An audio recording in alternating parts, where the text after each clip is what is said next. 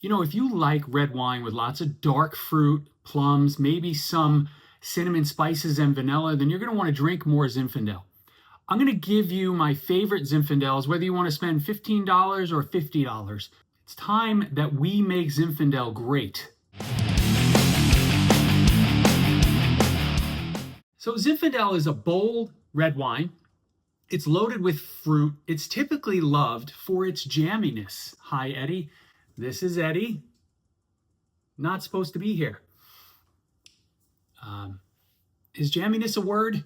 So, I mean, it's a friendly wine, soft, easy to drink, generally a crowd pleaser. When I share it in person, people always tend to react favorably. I continue to recommend it as a great wine for beginners because of that softness and friendliness. And it's a really good option for people who are more advanced, like Cabernet Sauvignon, Syrah, and Merlot, but want to try something different. But Zinfandel suffers from a real identity problem. And I think that is really, I want to say the fault of, but it's because of white Zinfandel that became popular back in the, I don't want to say 80s, early 90s. White Zinfandel is essentially a rosé of Zinfandel, but it's the styles that were made when it became really popular were quite sweet. So you had to, number one, have a certain palate to enjoy that sweetness, but number two, that is the reputation and that is sort of the perception that has carried on to this day. And I think what it does is it unfairly paints Zinfandel, the red wines, as something that is just not worth seeking out. The real reason I did this video is because we just did a series on my favorite red blends and 5 that I would never buy. I'll link those up at the end of the video just so you have it for easy access. But when I detailed the blends, a lot of them had a very heavy percentage of Zinfandel. And yet when I do a video on Zinfandel or when I talk about Zinfandel, people don't seem to be interested. But I think it's really time that we dove deep here and gave Zinfandel the proper exposure that it deserves. I'm going to give you some of my favorite Zinfandel producers. I am going to focus just on the US, primarily California. But I think what's important to know is if you see a Primitivo on the shelf from Puglia in Italy, that is Zinfandel, right? Same grape, just grown over in Italy. So I think what we'll do is follow up with some sort of a Primitivo episode, whether we're tasting one or doing a little bit more of a deep dive. It's just a gorgeous, friendly red wine. And if you are barbecuing anything, having a burger, even just having some pizza, these wines are fantastic. So let's get into my top producers. So I did this list in alphabetical order, so we don't have any preferential treatment. We start with Bedrock, which is first alphabetically and my favorite, so perhaps that's just a happy accident. Bedrock, they offer a pretty wide range of Zinfandel wines. The wines can get expensive, and by expensive I mean they'll go above $40, but their old vine Zinfandel can be had for around $30, and I think that's an amazing place to start. Little higher risk because you're going to spend $30 a bottle, but you will love that wine, no doubt. Next on the list is Bogle, Old Vine Zinfandel. So we talk about if you want to start with a little bit of a higher risk Zinfandel or higher price point Zinfandel at $30, go to Bedrock. Bogle, Old Vine Zinfandel, you're going to be able to get this for $13. So this is a low risk entry into Zinfandel for you to try as a starting point.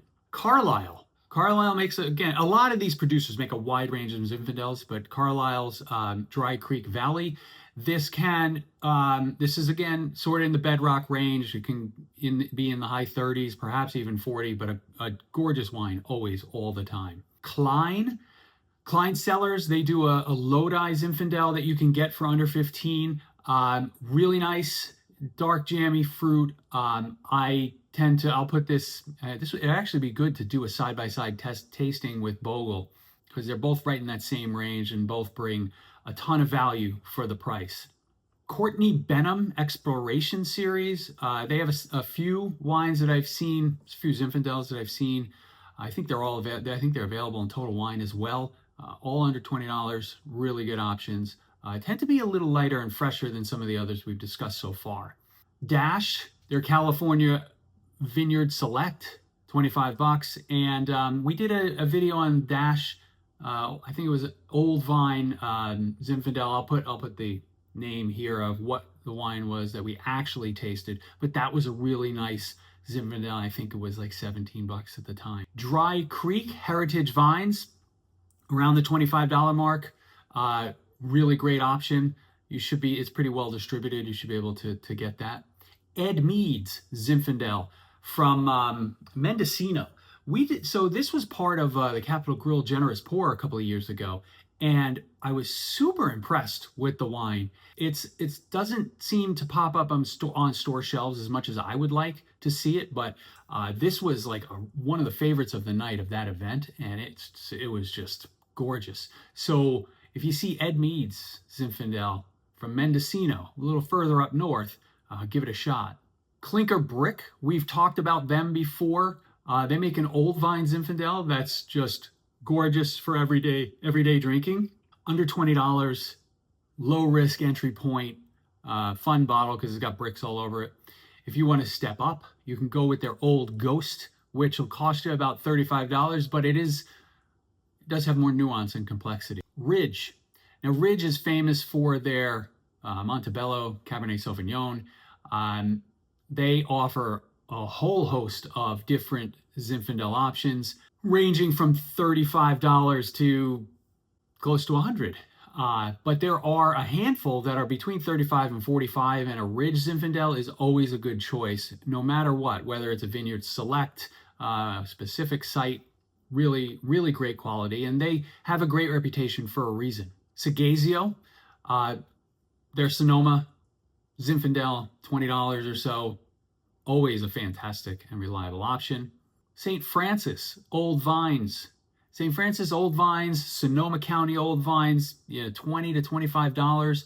I've been looking recently for this wine because Chris on the Vine, his channel, he had recommended it and was blown away by the price to quality ratio that from what he experienced. So I'd like to give that a try and give it some separate attention. But St. Francis, either of those two are a good option.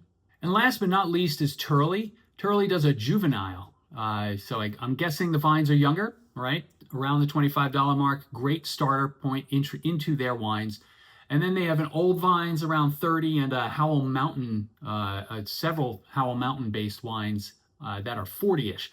I haven't had the Howell Mountain wines, but given the success that I've had with Cabernet Sauvignon from Howell Mountain, and you pay through the nose for those, I'm interested in really trying the Zinfandel from that region.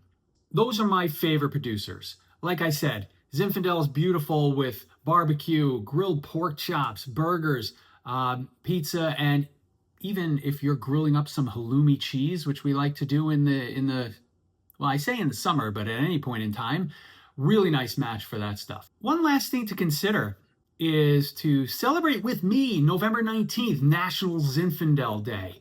Buy your Zinfandel now, grab a bottle, let me know what you think, or save it for the 19th, and maybe we'll do a live. Maybe we'll do a live Zinfandel, National Zinfandel Day tasting, celebration. I don't know.